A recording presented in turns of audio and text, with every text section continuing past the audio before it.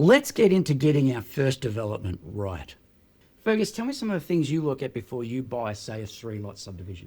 The first thing I'll look at is the block sloping to the street? So stormwater is a big issue, and you need to be able to get rid of the water, essentially running off the new places that you are building. And it's gravity fed. You don't want to pump it. It's gravity fed at this level. It doesn't have to be gravity fed, but as far as finding a simple block, you want it. That's the number one thing you want to look at, is the block sloping to the street. The second thing would be the square meters of the lot to make sure you can fit on what you want to fit on, and then the regularity of the shape of the lot. If you have a nice rectangle lot, it's a good start. Not required once you learn more about developing, but definitely when you're starting, that's the best thing. So as you first, keep things simple. Keep it simple. And mainstream. Yeah. Flat block or sloping towards a street, great for stormwater. What other things do we want to look at? You want to look at overlays. So in the area that I particularly work in, you want to be looking at flood overlays, bushfire overlays, and heritage overlays. And interestingly, the areas can be a bush heritage. It doesn't have to be a heritage listing of an old house. Bush heritage, right. It can be bush heritage. There are these overlays, but lots of councils, particularly in New South Wales, have overlays that will say whether your site has any issues. Also, if you check the contract, and in the contract, it'll tell you whether there are any of these site constraints, essentially. So Fergus, brilliant at what he does, Yes. has mentioned overlays, I think 100 times now. Correct. What's an overlay?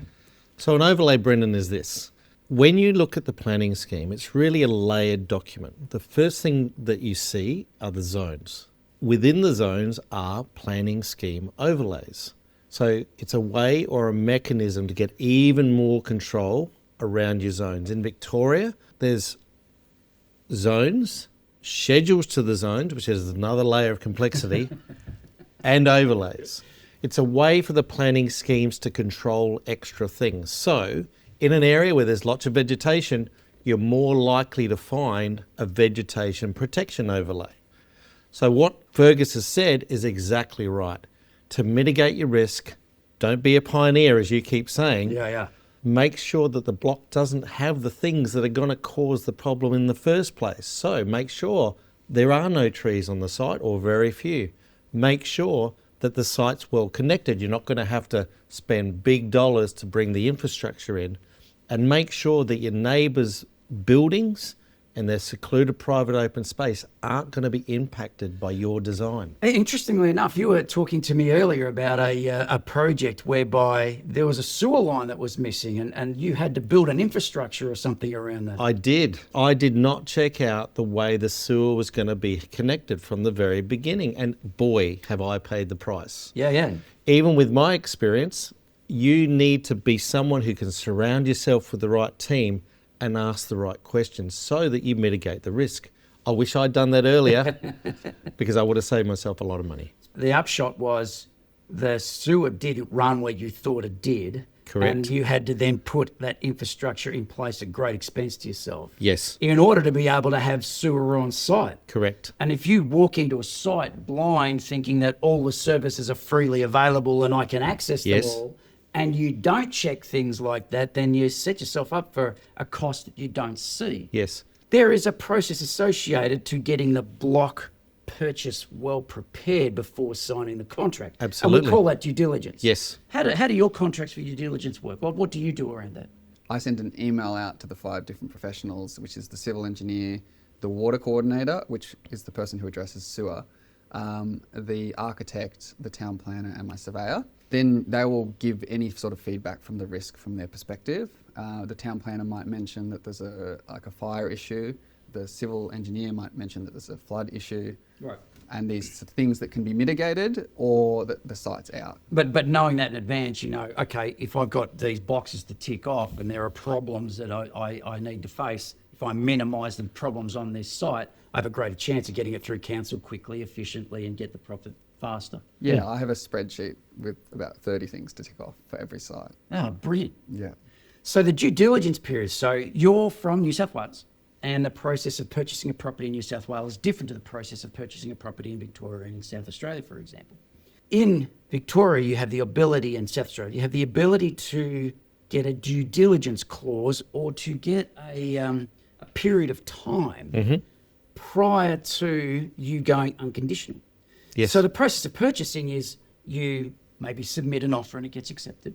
You sign a contract with a period of 30 days conditional or 60 days conditional or 14 days. Subject to planning. So in the case of a simple block then, Yes, what Brendan. would you recommend by way of due diligence periods? Brendan, from a town planning perspective, with a simple block, with the right advice from the right team around you, I would suggest you don't really need one, because your planning team should be able to understand what the risk is, and with a simple block, the risk is minimal. And with jobs you may have looked at in the past or projects you may have reviewed or paper traded before actually buying the one you're interested in, you'll know most of that anyway. Yes. As a model. Great. So moving that then to, that's the planning side.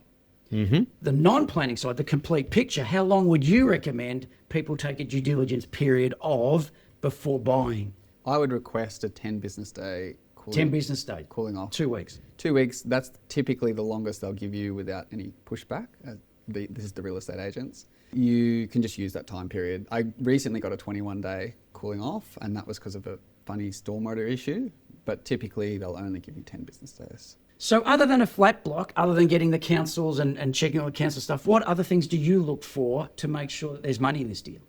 I actually normally look for a slight issue with the site. I know that we just advised against this, but I think one tree on the site could be very beneficial, and that might give you the due diligence time. So if it's been scaring other people off, having one tree, don't look for lots of trees, but one tree in an okay position on the site could be very beneficial if you've got a good team to consult. And so little issues that the builder says, that's too hard for me. And that's normally where the normal other smaller developer can kind of slide in and solve that one problem. So normally if there's a slight issue on the site, it helps the numbers because you can offer less for the site. You can essentially make more money by offering less when you actually go to purchase. So you're talking about a negotiation tactic for the purpose of buying cheaper, Yep. knowing full well what you'll be able to sell it for. Yes, exactly. There are a few basic principles you can adopt to make sure that you make the money on the project that you're looking to undertake. The due diligence period in advance of you settling on the contract, in advance of you going unconditional, will make the difference in your ability to be able to buy with confidence. Know the numbers from beginning to end, purchase through to sale price, building costs, and all the ancillaries. Know what the planning scheme tells you. Know what you can fit on the site and buy the right site so that you're not pioneering and you're going for mainstream outcomes. And that will give you the best chance to walk away with a sizable profit in your first project, and then ultimately give you the confidence to continue on the path of your fast-track to financial freedom. Up next, we're going to get real with Fergus.